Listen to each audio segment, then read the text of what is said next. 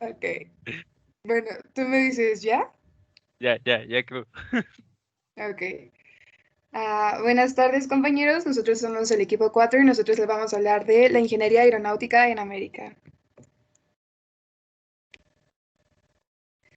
Vamos a empezar con cuál es el propósito de la ingeniería en aeronáutica. El propósito principal de la aeronáutica ha cambiado mediante el pasar de los años, inicialmente por el simple capricho de querer volar y bueno, al ir evolucionando se volvió vital a la hora del transporte entre continentes y el correo internacional. Tras años de innovación y descubrimientos, la aeronáutica ahora es una herramienta que le brinda a la humanidad el acceso a un mundo totalmente globalizado, dándonos diferentes tipos de transporte, ya sea el transnacional, el de mercancía y el de comercio, hasta la exploración espacial y las telecomunicaciones, entre otras cosas. Claramente, el propósito va a cambiar mediante nuestras necesidades, como lo son en las guerras y como nuestros caprichos lo hagan. El mayor propósito de la ingeniería es desarrollar procesos con el propósito de obtener una mayor eficacia a un menor costo.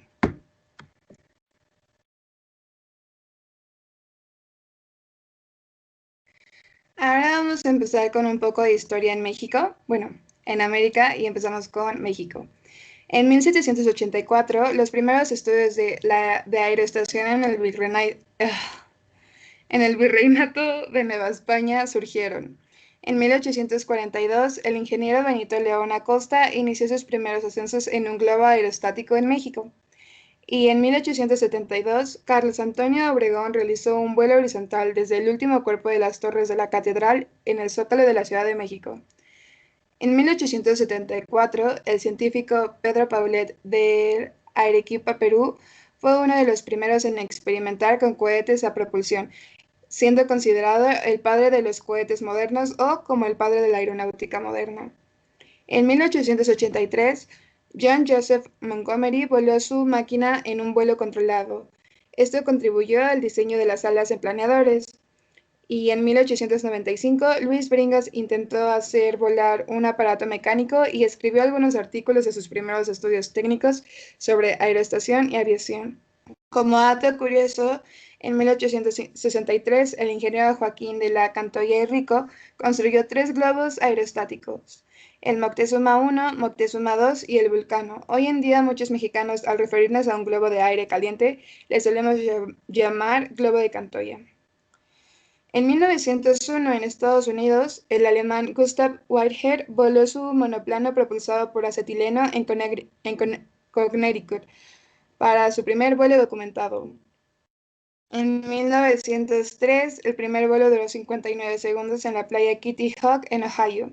En 1905, el avión de los Wright se mantiene durante 38 minutos recorriendo 39 kilómetros. En 1909, el ejército reconoce las invenciones de los hermanos Wright comprando su primer avión. En 1909, en México, el gobierno porfirista envía a Francia a los oficiales Aldecín, Nicolás Martínez y Federico Cervantes del Cuerpo de Ingenieros a estudiar a la aeroestación y aviación. A su regreso, ellos prestaron importantes servicios a la patria.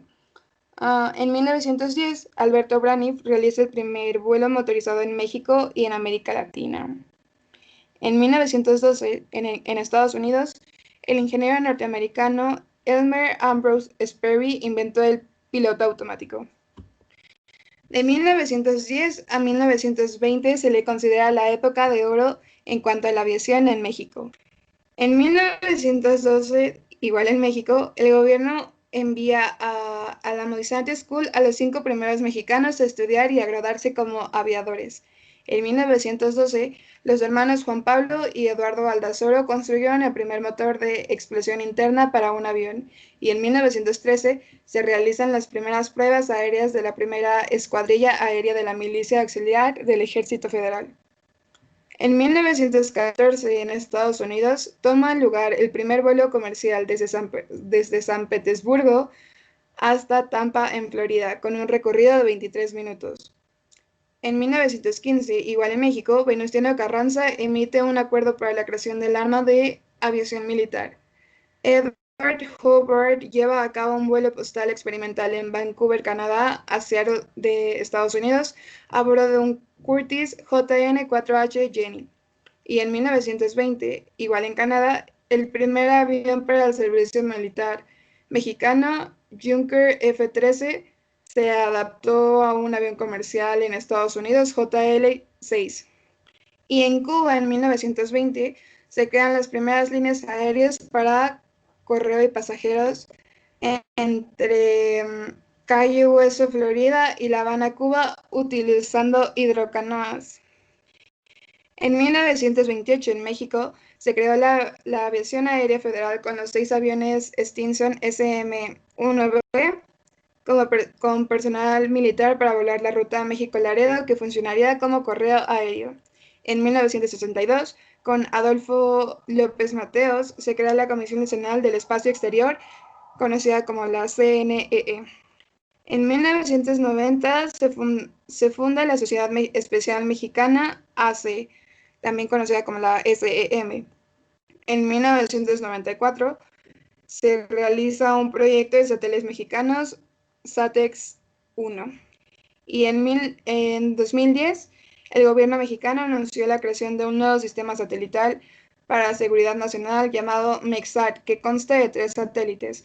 El Bicentenario, que fue puesto en órbita el 19 de diciembre del 2012, el Centenario, el cual se destruyó durante su lanzamiento el 16 de mayo del 2015, y el Morelos 3, que funciona desde el 2 de octubre del mismo año. Y bueno, también se sabe que el 16 de julio de 1969 en Estados Unidos se lanzó la nave el Apolo 11, que despegó desde el Centro Espacial Kennedy en Cabo Cañaveral, Florida, llevando a Neil Armstrong, Edwin Aldrin y Michael Collins, quienes eran los primeros humanos en pisar la Luna. Y bueno, todo esto fue gracias al desarrollo de la aeronáutica, que sin la aeronáutica pues no habría ingeniería aeroespacial.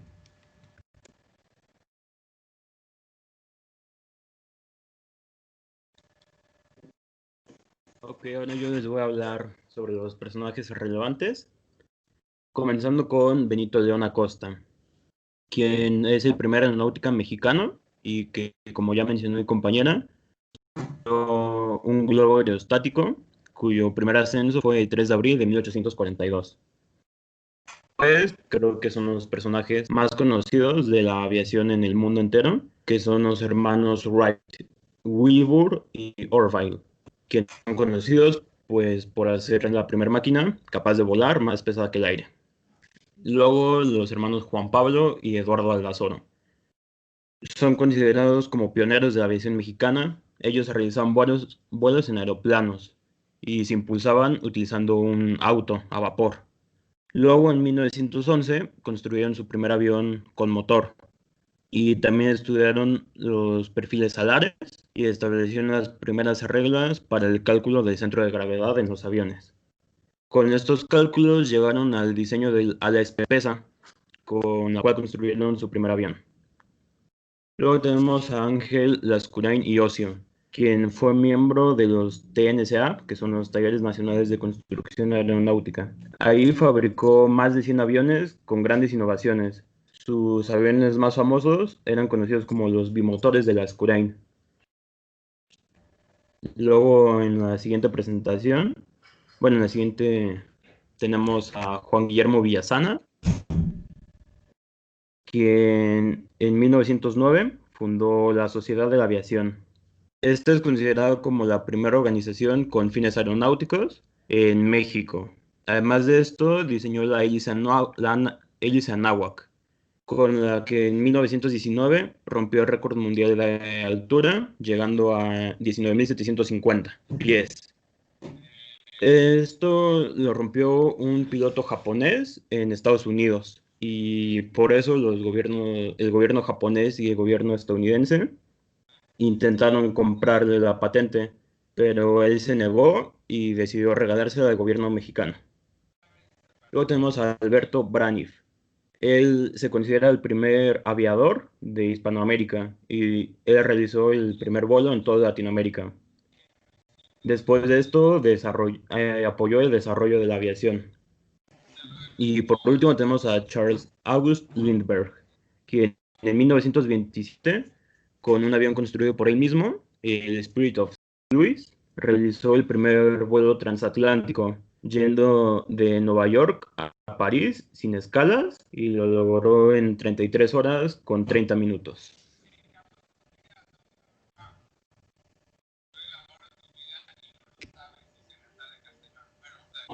Muy buenas noches. Bueno, yo les voy a hablar un poco acerca de las innovaciones que le ocurrieron a la aviación en el continente americano y cuál es la relación que tienen dichas innovaciones en el mundo de hoy en día. Bueno, antes que nada me gustaría citar una breve definición de innovación que comparándola con otras definiciones se me hizo la más acertada para esta presentación. Cito, se puede decir que la innovación es conseguir un fin a través del conocimiento, siguiendo un camino que no se había seguido previamente. Bueno, partiendo de esto, podríamos llegar a pensar de manera general que innovar es dar solución a problemas que aún no se han descubierto o crear necesidades que no se sabían que eran necesarias, como lo puede ser, usamos día con día el Internet. Por lo mismo, se dice que la innovación nunca llega a su fin y que es un camino desconocido que nos lleva a una meta y que una vez descubierto y recorrido lleva a otros caminos desconocidos. Esto es algo que estuvo presente y va a estar presente en toda la historia de la humanidad. Siguiente, por favor.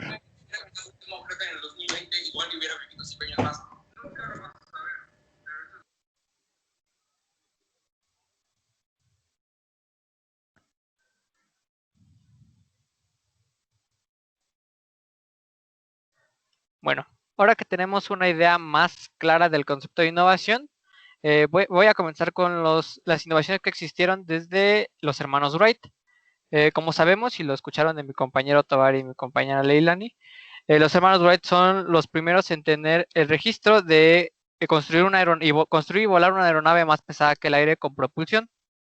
Y al ser considerados los primeros, es prudente mencionar sus diseños y qué los destacó de los demás que había en el momento. Comenzaremos con el Flyer One, que tiene la característica de que fue construido a base de madera de abeto y con un motor de 4 cilindros en línea refrigerado por agua. Únicamente, como lo podrán ver en la imagen, tiene dos aspas o dos hélices, que eran bipala. Para su segundo modelo, que fue construido en 1904, el Flyer 2, estaba construido a base de madera de pino y tenía un motor más potente. Seguía siendo la misma configuración de 4 cilindros en línea, refrigerado por agua, pero con unas pequeñas adaptaciones para que tuviera más potencia. Además de que hicieron un modelo de alas más delgadas. Para finalizar con los modelos Flyer, en 1905 fue su último modelo, el cual estaba construido a base de madera de abeto, como lo fue en el Flyer 1, y tenía el mismo motor del Flyer 2, además de que como fue construido desde cero, tenía alas muchísimo más delgadas que su antecesor, el Flyer 2. Bueno, a la par que esto ocurría, más o menos, en México existían también diferentes innovadores, como lo mencionó Tobar, que fueron los hermanos Aldroso. Estos hermanos construyeron un planeador, el cual probaron en lo que se conoce como la calle Querétaro, que está ubicada en la colonia Roma. Este planeador lo que tuvo de interesante fue de que fue un modelo diseñado por ellos mismos y que fue el primer avión el primer planeador con registro aquí en México. Esto fue en el año 1909. Siguiente diapositiva, por favor.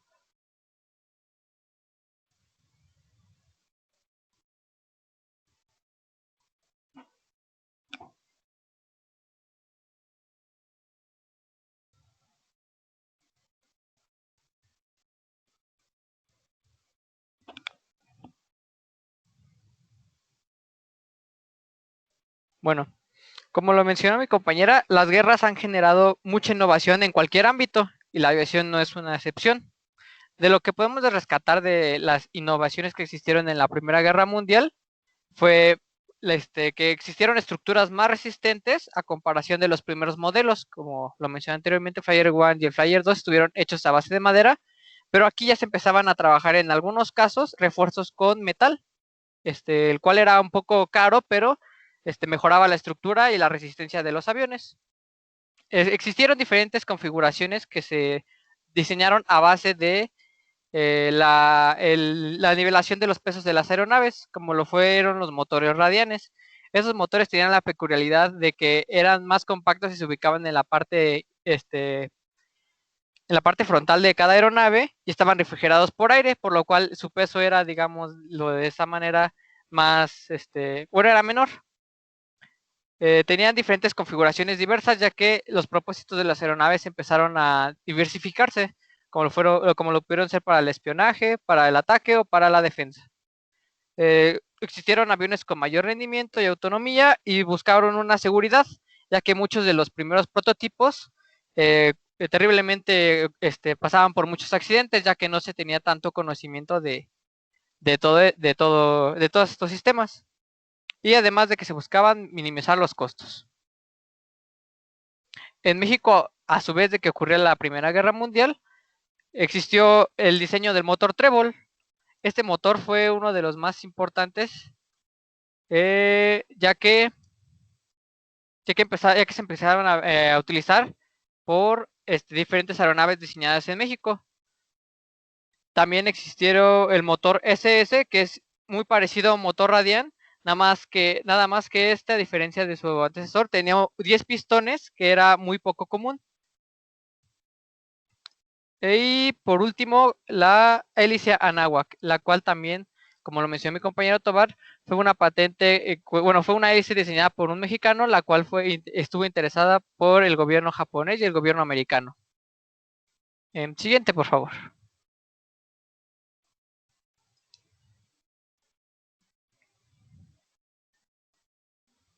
Bueno, para la Segunda Guerra Mundial, las potencias económicas consiguieron realizar grandes progresos en la materia de motores y de la aviación. Se analizaron los defectos de los aviones que habían utilizado para la victoria, como el peso excesivo y la resistencia aerodinámica elevada, o la escasa potencia de sus motores, y diseñaron modelos mucho más avanzados. Como podemos ver, en la Segunda Guerra Mundial, aquí los aviones ya tenían un diseño más ovalado, lo cual permitía que tuvieran menos resistencia al aire y tuvieran mejores desempeños y tuvieran una autonomía mayor. De las mejoras que se pueden resaltar de estos modelos fue de que si empezaron a utilizar motores con inyección, ya que anteriormente en la Primera Guerra Mundial muchos de los motores que utilizaban eran a base de carburador y tenían limitantes en los rangos de operación. La reducción de peso fue uno de los principales factores, ya que esto mejoraba la autonomía de los aviones. El uso de los metales, aquí ya podemos ver, como pueden ver en la imagen de aquí, se pueden ver diferentes aeronaves que ya utilizaban aleaciones de aluminio o láminas de aluminio, las cuales eran un poco más baratas y permitían una mejor resistencia. El uso de instrumentos de navegación también fue otra innovación, ya que anteriormente era muy difícil conocer la exactitud de dónde se ubicaba cada aeronave, además del estado de las mismas. Por esto, los instrumentos de navegación fueron un avance muy importante, ya que hoy en día, aunque ya no son los instrumentos que en aquel entonces se vieron, son muy importantes para conocer los rangos de operación y las distancias que se deben de recorrer. Bueno, como lo pueden ver, otra innovación que existió en el continente americano fue alcanzar velocidades muy altas, rompiendo la barrera del sonido. La primera aeronave que tiene registro de lograr esta hazaña fue el Bell X-1, el cual alcanzaba la velocidad Mach 1, que es la velocidad que se considera como la que rompe la barrera del sonido. Esto es muy importante, ya que actualmente es prácticamente utilizado esta tecnología para aeronaves de combate, ya que se necesita una velocidad y una rapidez para poder defender las ciudades o algunas otras cosas. Bueno, y por último, el avance más importante de la actualidad y que hoy en día conocemos fue la de los motores a reacción.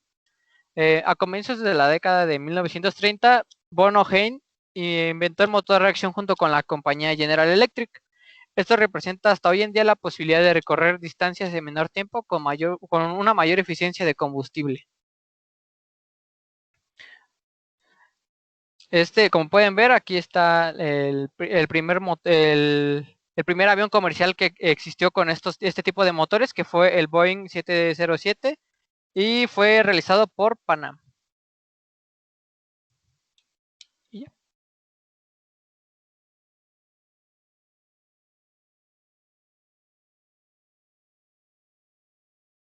Buenas noches, y yo les presentaré la parte de instituciones y compañías.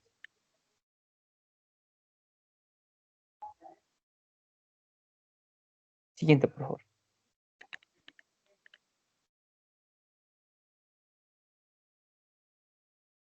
Empecemos con la Compañía Mexicana de Transportación Aérea.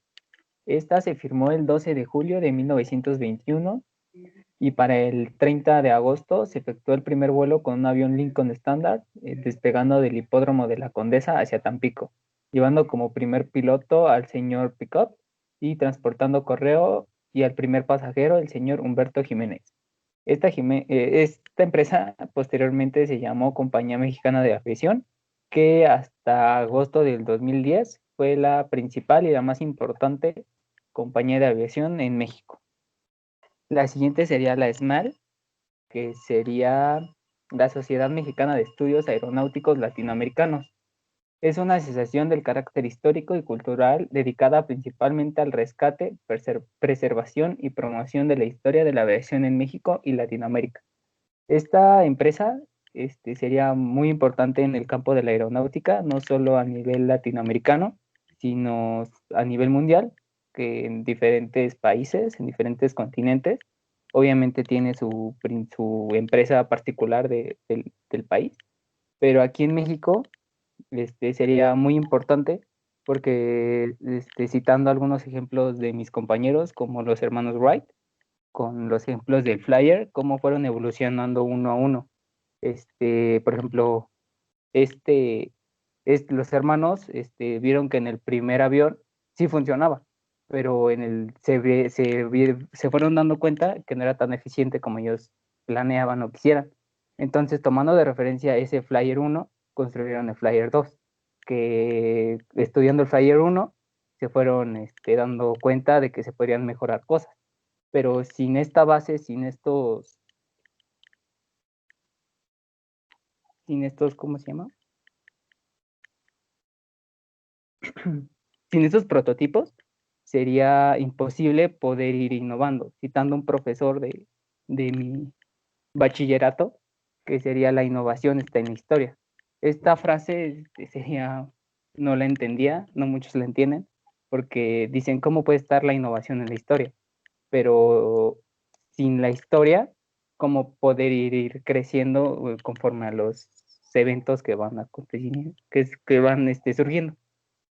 La siguiente sería la Comisión Nacional del Espacio Exterior, que su principal objetivo fue controlar y fomentar en México todo lo relacionado con la investigación, exploración y utilización con fines pacíficos del espacio exterior.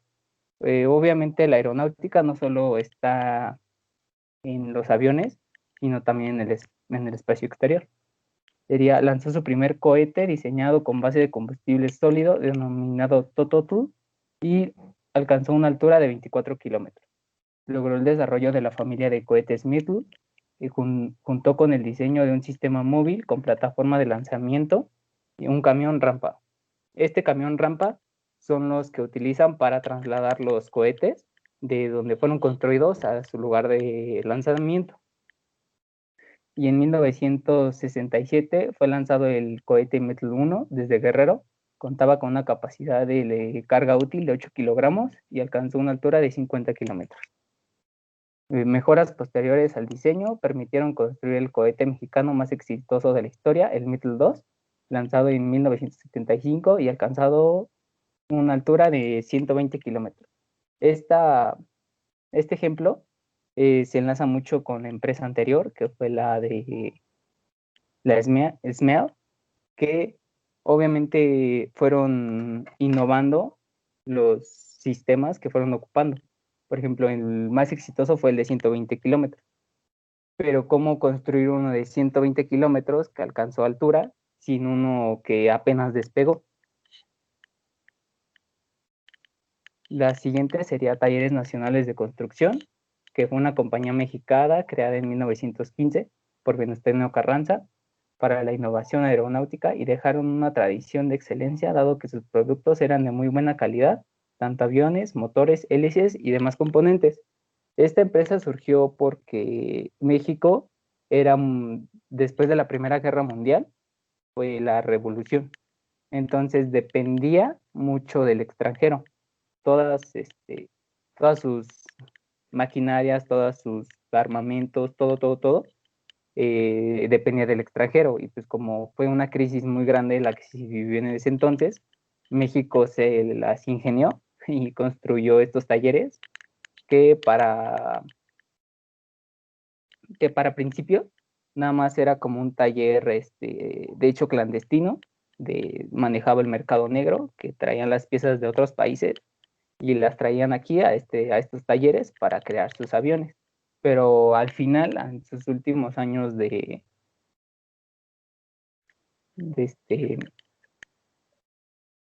funcionamiento, lograron construir hasta sus propios aviones y fueron de muy, muy buena calidad y pues hasta llegando a exportarlos a otros países. La siguiente sería la Agencia Federal de Aviación Civil, la AFAC, que anteriormente llamado Dirección General de Aeronáutica Civil, la DGAC, que de hecho cambió el octubre de este mismo año por el presidente Andrés López Obrador, que su función principal tiene el propósito de establecer, coordinar, administrar, vigilar, operar y controlar los servicios de transporte aéreo nacional e internacional, aeroportuarios, complementarios y comerciales. La FAC, a diferencia de la DGAC, propone al Secretario de Comunicaciones y Transportes las políticas y materias de aviación civil y aeroportuaria, así como llevar a cabo las actividades pertinentes. Pasamos con las principales compañías de Estados Unidos, que como sabemos, la principal sería la NASA, que a continuación mi compañero va a explicar un poquito más a detalle, que resumiendo es la mayor empresa consumidor de tecnología y productos aeroespaciales, mientras que las compañías Boeing, United Technologies Corporation, Lockheed Martin, SpaceX se encuentran entre los fabricantes aeroespaciales con mayores capacidades y avances aeroespaciales, que la SpaceX sería la Space Exploration Technologies Corporation, que es una empresa estadounidense de fabricación aeroespacial de servicios de transporte espacial. La siguiente sería la Federal Aviation Administration, que sería el antecesor de Aeronautics Branch y que sería después de 17 años, a mediados de los 1920, se creó un organismo responsable del desarrollo de transporte aéreo. Esta se ocupó de desarrollar y asegurar los estándares de seguridad de la reglamentación de seguridad, fomentó y mantuvo el comercio aéreo, estableció nuevas rutas aéreas y normas de tráfico aéreo, la operación y el mantenimiento a la navegación aérea y la concesión de licencias a pilotos y la certificación de aeronaves. Aeronautics Branch engendró los objetivos y las bases de la Federal Aviation Administration. Sería todo de mi parte.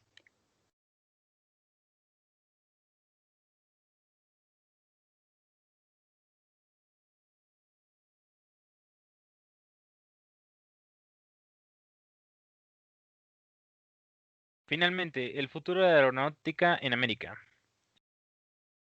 Siguiente, por favor.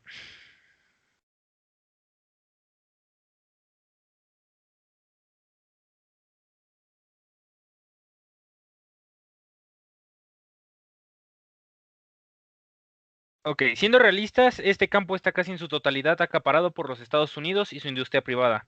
Actualmente, la meta es el establecimiento de un nuevo término que se acuña como turismo espacial, meta que comparten grandes compañías como Blue Origin o SpaceX.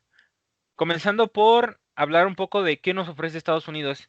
En su industria militar nos ofrece, por ejemplo, avances en el combate aeroespacial, principalmente en despliegues con la Fuerza Aérea, con el bombardero Warthog. Y en la industria privada, la empresa Blue Origin, empresa estadounidense de transporte aeroespacial, fundada en el año 2000 por Jeff Bezos, también fundador de Amazon. Entre sus objetivos se encuentran los vuelos suborbitales y orbitales, cuando su principal trabajo es con los cohetes reutilizables y por medio de descensos controlados. Después tenemos a Virgin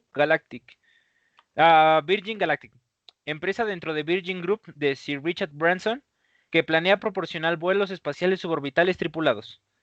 Después tenemos a SpaceX, que como ya mencionó mi compañero, es Space Exploration Technologies Corporation, empresa estadounidense de fabricación aeroespacial fundada en el año 2002 por Elon Musk, con el principal objetivo de reducir los costes de viajar al espacio y facilitar la colonización de Marte.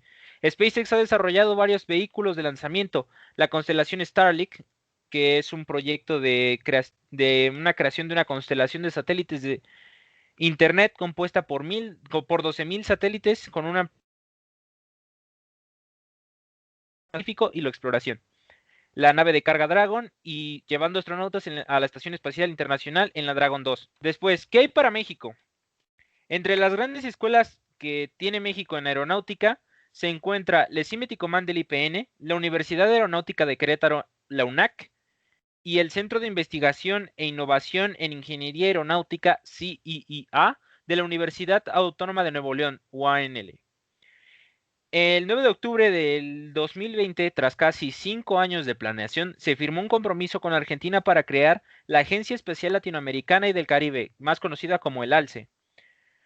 Aunque aún no hay fecha de arranque, la declaración firmada con el ministro de Relaciones Exteriores de Argentina, Felipe Solá, y el canciller mexicano, Marcelo Ebrard, representa el primer paso para la creación en la región de su propio proyecto espacial. Entre las metas a futuro del ALCE se encuentran la creación de satélites para mejorar telecomunicaciones, transporte y telemedicina. Esto nos habla de un futuro prometedor para la industria aeronáutica. Gracias.